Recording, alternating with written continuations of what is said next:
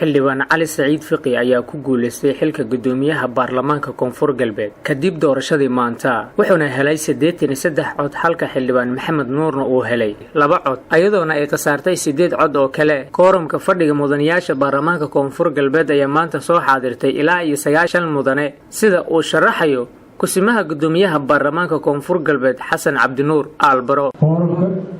92 noo furmay hal xildhibaan ku soo darsamay 93 waay 93 xildhibaan kursiga labaad ee ku-xigeenka koowaad ee baarlamaanka koonfur galbeed ayaa ku guuleystay xildhibaan maxamed nuur wuxuuna helay 84 cod halka xildhibaan aamino oo la tartamaysayna ay heshay 8 cod mana jirto cod halaaway sidaasina waxaa sheegay kusimaha gudoomiyaha baarlamaanka waxa uu tartamayay gabar iyo nina u tartamay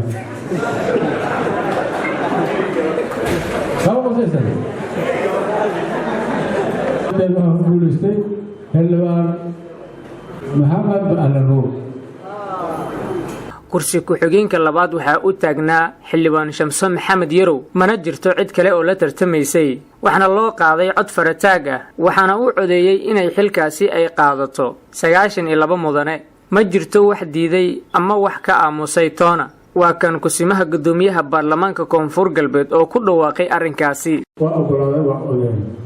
sidoo kale gudoomiyaha labaad ee baarlamaanka koonfur galbeed waxaa